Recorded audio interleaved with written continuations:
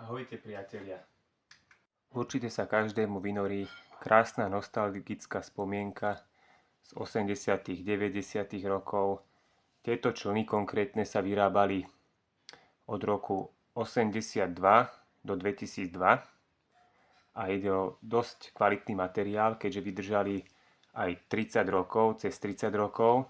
Tieto konkrétne mám, najmladší má 23 rokov a to je proste materiál elastický a na tú dobu fakt topka materiál, keďže sa stále všetko vyrábalo gumotexom.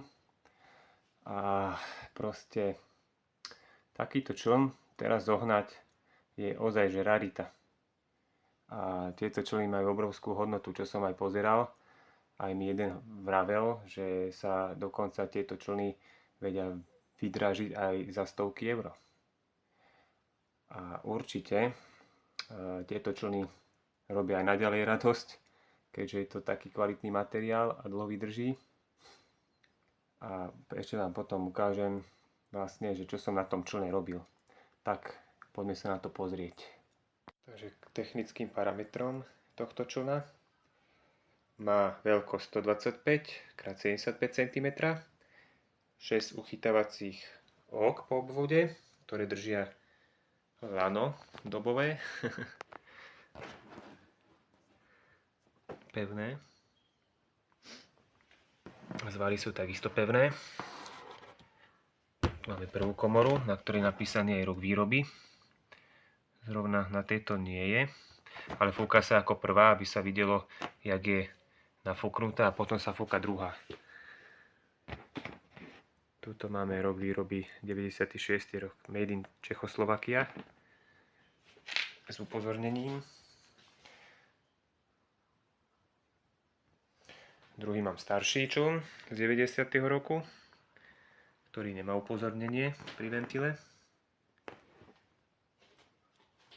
Tieto člny boli vybavené aj podlážkou, ktorá sa niekde stratila alebo praskla. A konkrétne, čo som ja robil na tomto člne, je oprava tohto zvaru po obvode. To znamená, že som ho lepil z vnútornej strany kvôli pevnosti. Vždycky, keď lepíte veľkú dieru, tak odporúčam ho lepiť znútra, nie zvonka. A potom ešte prelepiť z vonkajšej strany, takže máte obojstrannú záplatu. A takto to vyzerá. V tomto prípade to nebolo treba, lebo tento materiál je dosť kvalitný. Teraz ho mám dosť nafúknutý na full.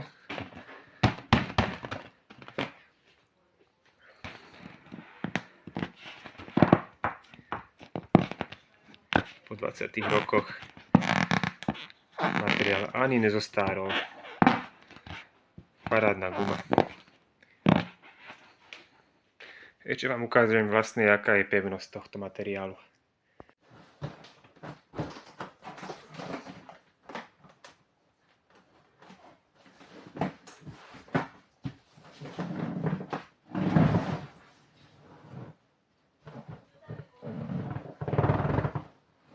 Takže je pre decka tento čln 100 kg maximálne unesie.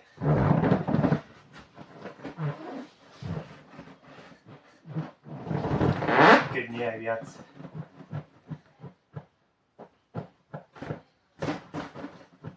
Úžasný čln. Úžasný aj ten materiál. Kvalitný. Krčaný sa tomu záťažový.